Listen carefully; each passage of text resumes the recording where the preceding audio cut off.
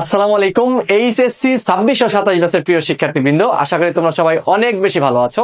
আমাদের ভেক্টরের ধারাবাহিক যে ক্লাস সিরিজ চলতেছে, সেই সিরিজের আরো একটি নতুন ক্লাসে তোমাদেরকে স্বাগতম জানাচ্ছি। আমি ম্যাগনেট স্যার। তো আজকে আমরা তিনটি টপিক নিয়ে আলোচনা করব, ছোট্ট ছোট তিনটে টপিক। কি কি দেখো, আমাদের কি উপাংশ ভেক্টর, উপাংশ ভেক্টরের যোগ ও বিয়োগ, তারপর উপাংশ ভেক্টরের কি বলতো মান নির্ণয়, দেন আমাদের কি সরণ ভেক্টর। অর্থাৎ এই ভেক্টর গুলো থেকে আমাদের কিন্তু এমসিকিউ এবং সিকিউ অনেক সময় বিভিন্ন বোর্ডে যদি তোমাকে উল্টাপাল্টা কোশ্চেন করে, তখন দেখবা যে এখান থেকে পেজ দিয়ে অনেক জটিল কোশ্চেন করে ফেলে। পাশাপাশি এই জিনিসগুলো তুমি যদি না জানো, তাহলে ভেক্টর কেন তুমি অনেক অধ্যায়ের অনেক কিছুই জানতে পারবা না। তো চলো আমরা দেখে নিই আগে উপাংশ ভেক্টর আসলে কি।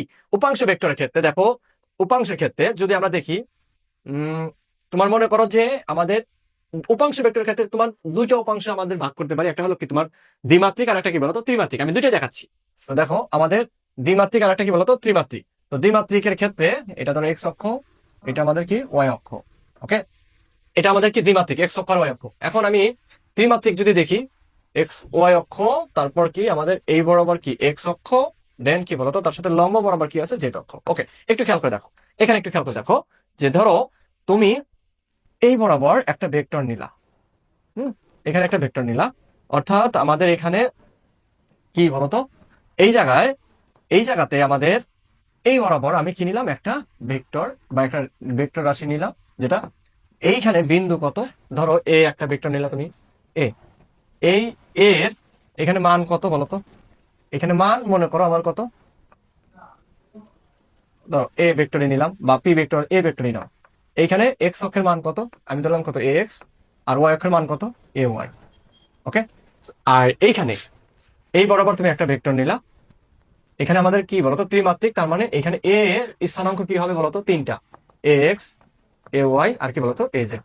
আমি শুধু এক্স ওয়াই জেড ও লিখতে পারতাম, ঠিক আছে। ওই আমার যেহেতু এই ভেক্টর নিচ্ছে, তার মানে এক্স অক্ষের যে মানটা সেটাকে আমি এ এক্স ধরেছি, আর কিছুই না। সো দেখো, এটাকে আমি যদি ভেক্টর রূপে লিখি, স্থানাঙ্ক থেকে ভেক্টর রূপে লিখলাম, তাহলে কি হবে বলতো, যেহেতু এটা দ্বিমাত্রিক, এইটার যেটা আছে এক্স, এটা কি এক্স এর মান না, তাহলে কি লিখলা এ এক্স, এক্স আমার এক্স অক্ষ বরাবর তোমরা জানো আই ক্যাপ, ওয়াই অক্ষ বরাবর কি জে ক্যাপ। আমাদের আয়তো একক ভেক্টর কাজ করে, তাহলে এ এক্স কি হবে বলতো i cap plus A y আমাদের কি জে ক্যাপ। ওকে, তো এটা কি দ্বিমাত্রিক, এজন্য কি দেখো দুইটা উপাংশ হয়েছে, মানে একটা ভেক্টর দুইটা ভাগে ভাগ হয়ে গেছে। ওকে, তো আমাদের উপাংশ অলরেডি কিন্তু আমরা গত ক্লাসে পড়ছিলাম যে একটা উপাংশ থাকলে সেটার কি বলতো লম্ব উপাংশ থাকলে সেটা কিভাবে ভাগ হয়ে যায়, তাই না? তো ওইভাবে করতে পারি, আবার স্থানাঙ্ক থেকেও করতে পারি। যেহেতু গত ক্লাসে আমি উপাংশটা দেখাইছি, তো আজকে আমরা স্থানাঙ্কটা দেখাচ্ছি। তো স্থানাঙ্ক থেকে আমরা কি উপাংশ ভেক্টর নিচ্ছি। তো যাই হোক, এখানে দেখো একটু খেয়াল করে এই বরাবর, এইখানে একটু খেয়াল করে দেখো, এখানে কি হবে আমাদের, এইটাকে যদি আমি ভেক্টর রূপে লিখি, তাহলে A vector is equal to তোমরা কি লেখো বলতো A X I cap plus A Y J cap plus কি বলতো এ জেড কে ক্যাপ। এটা প্রমাণ আছে, তো আমাদের এত প্রমাণ লাগবে না, এসব প্রমাণ, এই জন্য এটা পড়াচ্ছি না। তো আমরা দেখো খুব সিম্পলি মনে রাখবা যে একটা ভেক্টরকে, একটা স্থানাঙ্ককে তুমি কি ভেক্টর রূপে প্রকাশ করতে পারবো ইজিলি। ইজিলি কি করা যায় বলতো, ভেক্টর রূপে প্রকাশ করা যাচ্ছে। এখন যদি আমাদের, যদি আমাদের এরকম না থেকে, যদি আমাদের কি থাকে বলতো, এরকম ভাবে যদি আমি লিখি, ধরো এটাকে আমি কি করব উপাংশ ভেক্টরের ক্ষেত্রে, তো আমি এইখানে আমি এখন স্থানাঙ্ক দিব না, এখন আমি কি দিব না বলতো স্থানাঙ্ক দিব না। তো স্থানাঙ্ক যদি আমি না দিই, তাহলে এখানে খেয়াল করে দেখো, স্থানাঙ্ক তুমি যদি না দাও, তাহলে এখানে কি হবে, আমাদের দ্বিমাত্রিকের ক্ষেত্রে আমরা খুব ইজিলি বের করতে পারি যে উপাংশের নিয়ম দ্বারা, ঠিক আছে, উপাংশের নিয়ম দ্বারা আমরা ইজিলি বের করতে পারি। দেখো, যদি আমাদের উপাংশ থাকে জাস্ট এই বরাবর, মনে করো আমার কি আছে, ধরো এই যে আর ভেক্টর আছে, তাহলে এই বরাবর আমার কি হবে বলতো, এই বরাবর আর কস থিটা, আর এই বরাবর কি হবে যদি এটা থিটা হয়, এই বরাবর কি হবে বলতো আর সাইন থিটা। আমরা উপাংশ নিয়ম অনুযায়ী জানি। তুমি এটাকে যদি তুমি ভেক্টর রূপে লিখতে চাও আর ভেক্টর, তাহলে কি হবে বলতো আমাদের খুব সিম্পল, যে আর কস থিটা কি বলতো আই ক্যাপ প্লাস কি বলতো আর সাইন থিটা জে ক্যাপ। যেটা বললাম যে এই যেটা আমরা উপাংশ ভাগ করে দিছি মান, যখন আমরা ভেক্টর রূপে লিখবো, জাস্ট এক্স অক্ষের ক্ষেত্রে কি বলতো আই ক্যাপ দিবা, আর ওয়াই অক্ষের ক্ষেত্রে কি বলতো জে ক্যাপ দিবা। তাহলে আমার কি কি হবে বলতো ভেক্টর রূপে আমরা প্রকাশ করতে পারলাম। তাহলে এটাকে বলে কি আমাদের উপাংশ ভেক্টর। অর্থাৎ একটা ভেক্টরকে, অর্থাৎ আমাদের একটা ভেক্টরের স্থানাঙ্ক থেকে তুমি কি ভেক্টর রূপে নিতে পারো, পাশাপাশি আমাদের কি বলতো একটা রাশিকে আমরা উপাংশ থেকে আমরা কি করতে পারি বলতো, কি করতে পারি, আমরা ভেক্টর রূপে লিখতে পারি। এই যে এখানে লিখতাম না, এই যে এখানে দেখো, এই যে এখানে যে লিখছি, এটা দ্বিমাত্রিকের ক্ষেত্রে, এটা কি আমাদের ত্রিমাত্রিকের ক্ষেত্রে দেখো এটা লিখছি না, এটা লিখছি কিনা বলো। তাহলে এখানে যে আয়ের সামনে যেটা আছে, আর সামনে যেটা আছে, এই যে লিখলাম এই যেটা, তো আর সামনে যেটা আছে দেখো, এই যে আই ক্যাপের সামনে যেটা আছে, এটা কি এক্স না, এটা কি এক্স অক্ষের উপাংশের মান। এই যে এ ওয়াইটা কি ওয়াই অক্ষের উপাংশের মান। এই যে এ জেডটা কি বলতো আমাদের জেড অক্ষের উপাংশের মান। বুঝতে পারছো, বুঝছো বুঝছো। তো এই জিনিসটা আমরা এখন কি করবো বলতো, আমাদের মান নির্ণয় করবো। তাহলে আমাদের দেখো ত্রিমাত্রিক দিয়ে আমাদের সব জায়গায় আসে, যেহেতু ত্রিমাত্রিকটা লিখি, তাহলে আমাদের এ ভেক্টর, ধরো একটা vector A vector is equal to কত, তার মানে কি বুঝবো, তার আই সহ এক্স, তারপরে A Y J cap plus কত এ জেড কে ক্যাপ হলে এটা কি বলতো মান। মান আমরা জানি মান কিভাবে বের করতে হয়, ভেক্টরকে পরম মান চিহ্ন দিতে হয়, অথবা কি শুধু অক্ষর লিখলেও হয়। ইজ ইকুয়াল টু কত বলতো, রুট ওভার কত, রুট ওভার দিয়ে আমাদের আই সহগ স্কোয়ার প্লাস জে সহগ স্কোয়ার প্লাস কি বলতো কে এর সহগ স্কোয়ার। বুঝছো? তো ধরো আমাকে এরকম ভাবে বললো, ধরো P vector is equal two 2i cap minus 3j cap, ঠিক আছে, প্লাস কি বলতো 4k ক্যাপ হলে মান কত, মান কত বুঝো। এটা কি একটা ভেক্টরের মান বের করবা তুমি, তখন তুমি মান কিভাবে বের করবা দেখো তো, খুব সিম্পল, যে পি ইজ ইকুয়াল টু কত, মান মানে কি শুধু অক্ষর, অথবা ভেক্টর চিহ্ন দিলে পরম মান দিতে হবে। ইজ ইকুয়াল টু কত বলতো, আয়ের সহগ স্কোয়ার মানে কি 2 স্কোয়ার প্লাস, এখানে কিন্তু প্লাস দিতে হবে, মাইনাস হচ্ছে দেখে কিন্তু মাইনাস দেওয়া যাবে না, প্লাস কি আমার সহগ কত -3, তাহলে পুরোটাই নিবা -3 স্কোয়ার প্লাস কত 4 স্কোয়ার। তার মানে আমরা দেখতে পেলাম যে একটা ভেক্টরের মান কিন্তু ঋণাত্মক হতে পারে না, কারণ ঋণাত্মক স্কোয়ার করলেও প্লাস হয়ে যায়। তাহলে এখানে কি হবে বলতো, 4 রুট ওভার কত 4 প্লাস 9 প্লাস কত বলতো 16। তো আমার এখন কি হবে বলতো 25 রুট ওভার কত 29। এটাই আমাদের কিন্তু অ্যান্সার, রুট ওভার 29 একক। ঠিক আছে, এটাই আমাদের অ্যান্সার। ওকে, বুঝছো? তাহলে এইভাবে আমরা কি বের করবো বলতো, মান নির্ণয় করবো। মান নির্ণয় ক্লিয়ার কিনা? যদি মান নির্ণয় ক্লিয়ার হয়ে থাকে তাহলে সবাই একটু কমেন্টে লেখো ডান। আর তোমরা যারা আমাদের এই ক্লাসটি দেখতেছো, তোমরা কিন্তু অবশ্যই নিজেরা দেখবে এবং তোমার ফ্রেন্ড সার্কেল সবাইকে কিন্তু অবশ্যই ইনভাইট করবা, মানে মেনশন দিয়ে দাও, যাতে সবাই আমাদের সাথে যুক্ত হতে পারে। এবার আসো ভেক্টরের কি বলতো যোগ ও বিয়োগ। ওকে, দুইটা ভেক্টর আসে, আমরা যে উপাংশের অনুযায়ী কি বলতো যোগ ও বিয়োগ করবো। মনে করি যে একটা ভেক্টর, ধরো A vector is equal to কত বলতো x I cap plus A Y J cap plus কি বলতো A Z K cap. Okay, তো আরেকটা ভেক্টর কি বি ভেক্টর, কি হবে তাহলে বি ভেক্টরের আই সহগ কি দিলাম বিএক্স কি বলতো বিওয়াই জে ক্যাপ প্লাস কি বলতো বিজেড কে ক্যাপ। ওকে, এখন আমি কি করবো বলতো যোগ, যদি আমি যোগ করি, যদি যোগ করি যোগ যোগ, ঠিক আছে, তো যোগের ক্ষেত্রে কি হবে দেখো তো, দেখো A vector plus B vector, দুটি ভেক্টর তুমি কি করবা যোগ করবা, তাহলে কি হবে খুবই সিম্পল, আর সহগ যোগ, তাহলে আর সহগ যদি যোগ করো তাহলে কি হবে, আমি একটু অন্য কালার দিয়ে লিখি, তাহলে কি হবে এ এক্স প্লাস বি এক্স, আমার কি থাকবে দুইটার ক্ষেত্রে আই ক্যাপ থাকবে। তাহলে আমার এখানেও কি এই যে আই সহগ যোগ করবা এবং এখানে আই কি কমন গেল। ওকে, প্লাস আমার কি বলতো A Y plus B Y, এইখানে কিন্তু কোনোভাবে মাইনাস দেওয়া যাবে না, এখানে প্লাস দিবা, এখানে যোগ বিয়োগ করে মাইনাস হলে তখন প্লাস মাইনাস হতে পারে। ওকে, তারপর জে ক্যাপ প্লাস এ জেড প্লাস বি জেড কে ক্যাপ। একটা জিনিস খেয়াল রাখতে হবে, তোমার ভেক্টর গুলা কিন্তু এলোমেলো ভাবে সাজানো থাকতে পারে।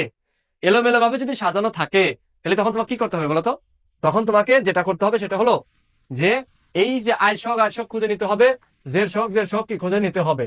ওকে, জেড সহগ কি করতে হবে খুঁজে নিতে হবে, খুঁজে কিন্তু নিতে হবে। ওকে, তো একটু খেয়াল করে দেখো যে আমাকে আই সহগের সাথে আই সহগই যোগ হবে, তোমার জেড সহগের সাথে কি জেড সহগই যোগ হবে, কে সহগের সাথে কি কে সহগই যোগ হবে। এখন আসো বিয়োগ, বিয়োগ বিয়োগ বিয়োগটা তুমি কিভাবে করবা দেখো, খুবই simple, A vector minus B vector, তাহলে বি বিয়োগ কি হবে, আমাকে এ থেকে বি বিয়োগ করতেছো, এ থেকে কি বি বিয়োগ করতেছো, তাহলে খুবই সিম্পল, যে দেখো এ এক্স মাইনাস কি বলতো B X I cap plus A Y minus B Y J cap plus A Z minus B Z K cap.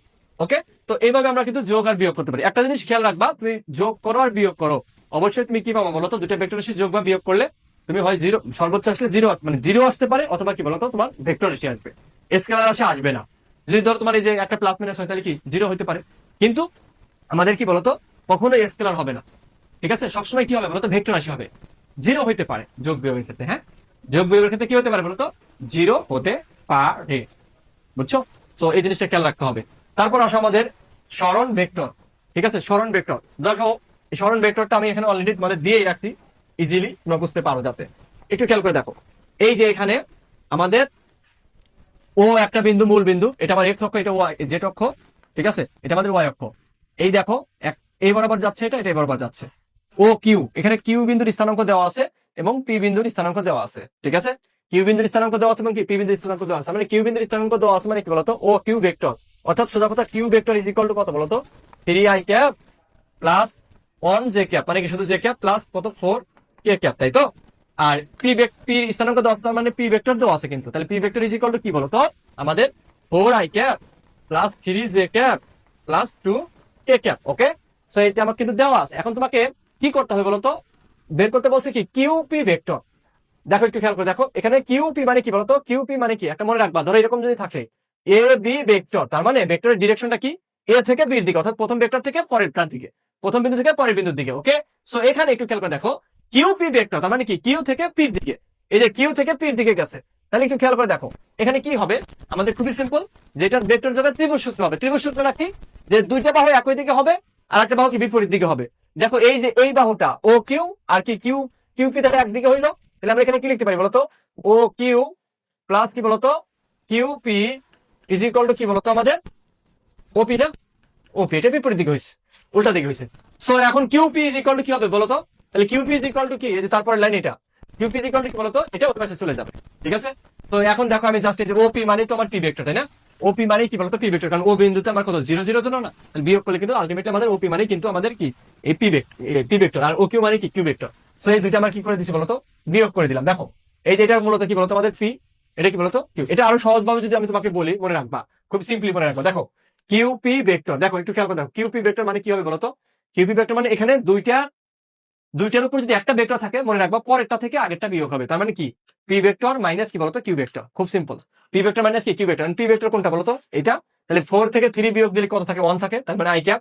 তারপর আবার কি বলতো 3 থেকে 1 বিয়োগ দিলে কত থাকে 2 থাকে 2, এখানে কি 2 থেকে -4 তার মানে কত -2 ক্যাপ। এই যে পাইছো পাইছো কিন্তু, বুঝছো। এখন যদি তোমাকে বলে বলে যদি কি বলতো পি কিউ ভেক্টর, তার মানে কি নেগেটিভ হয়ে যাবে।